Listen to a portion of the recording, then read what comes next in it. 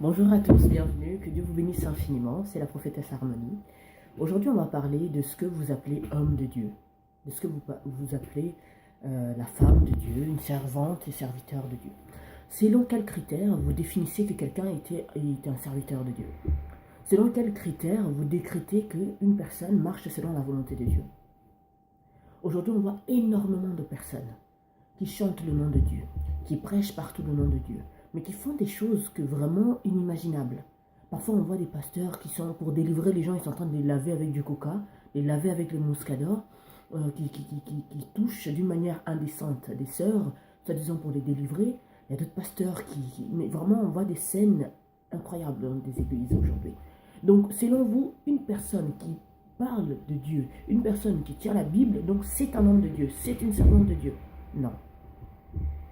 Parce que le diable aussi connaît la Bible, il connaît par cœur. La plupart des soi-disant chrétiens que vous êtes ne connaissent même pas certains versets dans la Bible, ne l'ont jamais même entendu, n'ont jamais su que c'était à l'intérieur. Parce que vous ne prenez pas au sérieux votre vie chrétienne. Vous ne prenez pas au sérieux votre relation, votre relation avec le Seigneur. C'est pour ça que beaucoup de faux serviteurs de Dieu, des antichrists, beaucoup de faux prophètes, beaucoup de faux servants de Dieu, beaucoup de fausses personnes qui se présentent avec une apparence d'agneau, mais sont en véritable des loups.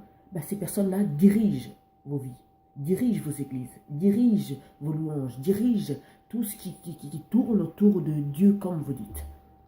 Bien-aimés dans le Seigneur, pour éviter de vous faire berner, vous devez d'abord être sérieux vous-même, avoir une réelle relation, une réelle communion personnelle avec le Seigneur, à travers sa parole, à travers l'écoute du Saint-Esprit, à travers la façon dont vous faites, tout ce que vous mettez en place pour appliquer la parole de Dieu dans votre vie. Aujourd'hui, beaucoup de gens, parce qu'un tel frère chante, donc je ressens la présence de Dieu, je ressens les frissons, je ressens la chaleur. Mais vous savez que Dieu peut se manifester de toutes les façons possibles. Mais le diable est rusé et imite aussi toutes ces façons-là. Et si toi, tu n'as pas de discernement, comment tu sais que c'est la présence de Dieu que tu ressens? Si tu n'as pas le discernement, comment tu sais que non, la personne qui est en train de chanter là ne chante pas des mauvaises choses, qui vont même impacter mon esprit, qui n'est aussi pas encore mature, qui n'est pas encore enraciné dans le Seigneur? Le peuple de Dieu est aveuglé parce qu'il ne marche pas déjà avec la volonté de Dieu. Parce qu'il n'est pas sérieux, il ne développe pas sa communion personnelle avec le Seigneur. C'est pour ça qu'il y a tellement beaucoup d'antichrists dans le monde, que ce soit aux États-Unis. Bon, je donne cet exemple-là, mais il y en a partout. Vous avez des soi-disant serviteurs de Dieu partout dans le monde qui font tout et n'importe quoi. On voit même des fausses résurrections. On voit des pasteurs qui sont en train de laver les serviteurs de Dieu avec des jus, avec des muscadors. Toi, sœur, comment tu peux trouver ça normal que tu es mariée? Un serviteur de Dieu te dit que pour te délivrer, il doit coucher avec toi. Pour te délivrer, tu dois faire des veillées de prière chez lui, sans ton mari, sans quelqu'un, sans un témoin. Vous trouvez ça normal? L'intelligence que Dieu vous a donnée, ok, partons du principe que vous n'êtes pas mature spirituellement, et tout. Et que, bon, il vous reste seulement l'intelligence que vous avez. Toi, en tant qu'être humain, tu trouves ça normal qu'un autre homme puisse te voir nu par rapport à ton mari, soi-disant parce qu'il doit te prêcher? Jésus avait déshabillé qui pour le délivrer? Jésus avait touché d'une manière indécente qui pour le guérir? La parole de Dieu est le même, est puissante. Elle n'a pas changé. Quand Dieu créa la terre, il a dit que la lumière soit et la lumière fut. Alors qu'est-ce qu'il y a dans ta vie que la parole de Dieu, que la puissance de Dieu ne peut pas changer? Que toi-même, en lisant la Bible, en priant, en cherchant réellement la face de Dieu, tu ne peux pas régler. Que tu as seulement besoin d'aller chercher des charlatans à gauche, à droite. Selon quels critères vous décrivez les hommes et les femmes de Dieu, tels que vous dites? Je vais prendre le Congo parce que c'est mon pays d'origine. Il y a tellement de faux pasteurs, il y a tellement de faux chantres, il y a tellement de charlatans. Ils sont à l'origine de tous les enfants, soi-disant sorciers, qui sont dans la rue. Les Cheg et les Koulouna, les Congolais sauront de quoi je parle, qui sont à l'extérieur. Des enfants à la rue, partout dans les rues de Kinshasa, de toutes les régions qui se trouvent au Congo, RDC. À cause de tous ces faux pasteurs, autant d'enfants à la sorcellerie, tu le mets dehors. Ok, d'accord, il a la sorcellerie. Mais toi qui pries Dieu, toi qui sers réellement Dieu, qu'est-ce qu'un sorcier peut te faire? Pour quelle raison tu as peur d'un enfant sorcier? Pour quelle raison tu as besoin de chasser ton enfant? Puisque toi tu pars prier, tu es à l'église. Et ce faux pasteur qui te dit que non, tel enfant a un problème. Lui en tant que pasteur, pourquoi il ne règle pas ce problème-là? Pourquoi sa solution en lui, c'est que tu mets l'enfant dehors? C'est parce que ce n'est pas des serviteurs de Dieu. C'est des serviteurs de Satan. Ils sont en mission pour pouvoir détruire des vies, détruire des jeunesses, détruire des familles, détruire les gens. Parce qu'un enfant que tu as mis dehors, soi-disant au nom de Dieu, tu crois qu'il va aimer ce Dieu-là? Il va vouloir marcher avec lui?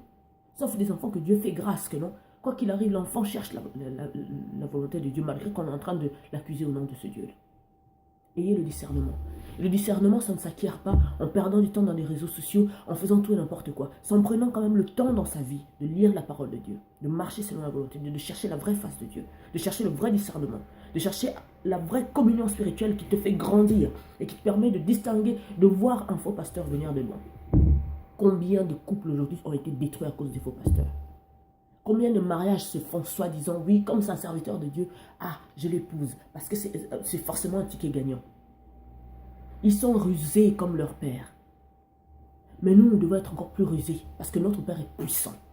Mais tant qu'on ne marche pas, on n'est pas discipliné dans la parole, on n'est pas discipliné dans la volonté de Dieu, on n'est pas discipliné dans les choses de Dieu. Eux, ces antichrists-là qui y a partout, continueront à détruire vos vies, continueront à vous raconter tout et n'importe quoi. Parce que, soi-disant, un frère est en train de prospérer dans la musique, prospérer dans la prédication. Il y a beaucoup de monde dans son église, donc c'est un vrai serviteur de Dieu. Mais selon quels critères? Jésus était le vrai serviteur de Dieu. Vous avez vu comment il a été persécuté jusqu'à être tué? Mais ça n'a pas changé la véracité de ce qu'il était. Le Messie, le chemin, la vérité et la vie. Vous cherchez la prospérité, vous cherchez l'argent, vous cherchez la gloire, vous aimez tout ce qui brille. C'est pour ça que vous vous retrouvez avec ce genre de serviteur, ce genre de pasteur, ce genre de personne que tu épouses parce que, ah, il part à l'église, il s'habille bien, il a l'air d'avoir de l'argent, donc Dieu forcément fonctionne dans sa vie. Mais Satan aussi donne la richesse. Satan aussi connaît très bien la parole. Satan aussi peut faire des miracles. Ayons le discernement, marchons selon la volonté de Dieu. Tant que vous continuerez à ne pas être sérieux avec Dieu, il y aura toujours ce genre de problème. Et sachez que vous contribuez dans le ministère de ces satanistes. Vous contribuez dans le ministère de ces antichrists.